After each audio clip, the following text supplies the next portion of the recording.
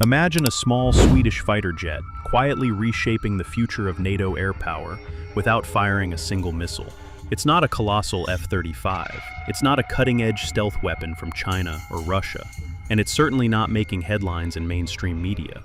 But behind the scenes, Pentagon analysts, defense contractors, and NATO planners are watching every move of the Saab JAS-39 Gripen with a mixture of awe and concern. Why? Because this unassuming jet challenges decades of assumptions about how air power works, how it's funded, and who controls it.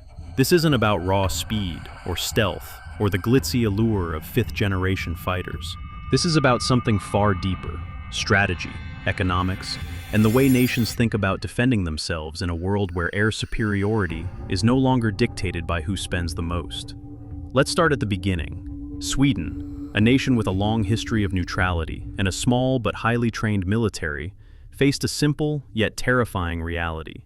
If attacked, it could not rely on allies to swoop in and defend its skies. The surrounding superpowers and potential threats demanded a solution that was both practical and revolutionary. Enter Saab and their creation of the Gripen, a fighter designed not for air shows, not for prestige, but for survival. A fighter that could operate from highways, from frozen runways, from bases with minimal infrastructure.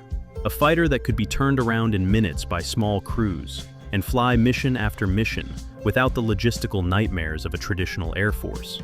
This was a jet built for real war, not theater. And then came the quiet revolution that makes NATO uneasy.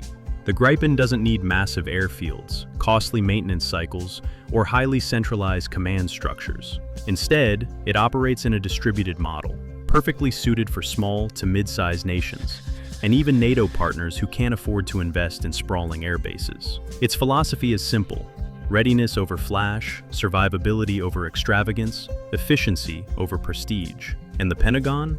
They recognize that this philosophy undermines the US model of air dominance, which is built on high-cost jets, extensive logistics, and centralized control. The numbers tell the story. The Gripen costs a fraction of what an F-35 does, yet it allows smaller air forces to train more pilots, fly more hours, and maintain readiness without draining the national budget.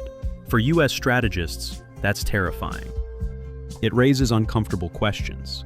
Why should NATO countries continue to spend hundreds of millions per jet when they could achieve comparable readiness with Gripens? What happens when allied air forces start asking themselves if affordability, independence, and operational flexibility are more important than unquestioned loyalty to American-made aircraft? Gripen doesn't need to outperform the F-35 in every dogfight to be a problem. It just needs to show that there's a viable alternative. A model that is cheaper, more resilient, and easier to sustain over long campaigns. The Gripen's engine philosophy is another point of quiet alarm. Saab, in partnership with Rolls-Royce and GE Aviation, engineered a power plant that emphasizes reliability and availability over raw thrust. These jets stay operational under conditions that would ground more complex aircraft: ice, snow, limited maintenance crews, even rapid deployment from ad hoc airstrips. Gripen thrives where others struggle. For Pentagon planners, it's a reminder that complexity and cost don't guarantee effectiveness. A plane that stays in the air and keeps flying may matter more than one that can achieve incredible performance, but spends most of its life in the hangar. Beyond engines, the Gripen's data and sensor philosophy challenges NATO's status quo. Unlike American jets, which often tie allies into proprietary networks, the Gripen allows full integration with NATO systems while retaining operational independence. Countries operating Gripen can share data, coordinate with ground and naval forces, and execute joint missions without becoming fully dependent on US command structures.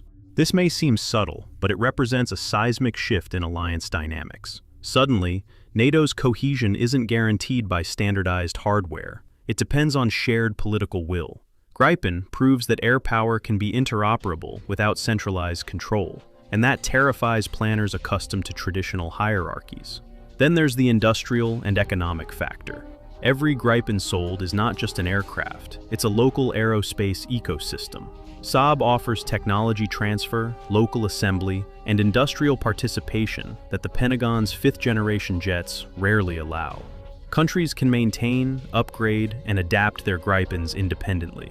This means less dependency, more sovereignty, and the ability to grow domestic aerospace industries. For U.S. defense contractors, that's another existential challenge. Gripen isn't just a competitor in the sky, it's a competitor in the boardroom, the factory, and the strategic planning table. Each sale chips away at the dominance of American exports and the political leverage that comes with them. Now, let's talk survivability, the unsung hero of Gripen's design.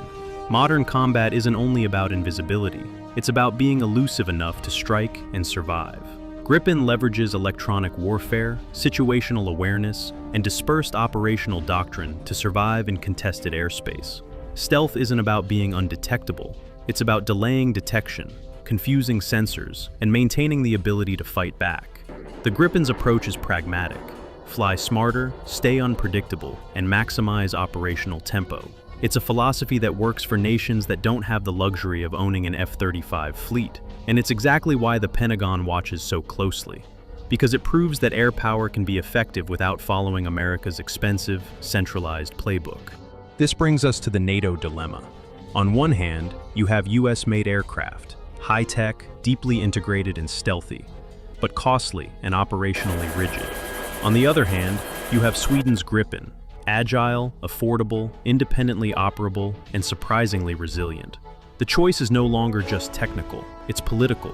Countries are quietly asking themselves, do we prioritize operational sovereignty and cost-effectiveness, or do we adhere to a system that guarantees interoperability but binds us tightly to the US? The Gripen forces NATO to confront a question it has largely ignored. Is distributed, cost-effective air power the future?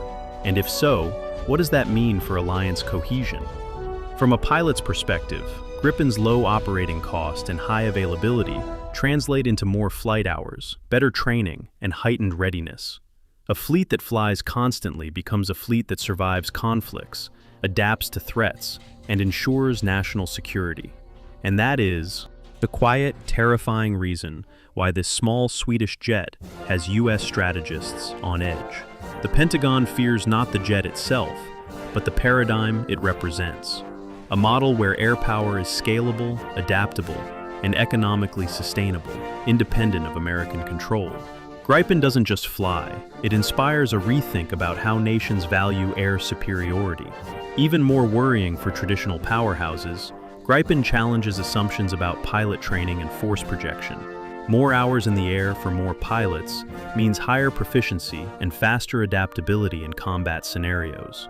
An ally with Gripens can execute missions independently, sustain air patrols in harsh environments, and maintain readiness without expensive American logistics chains.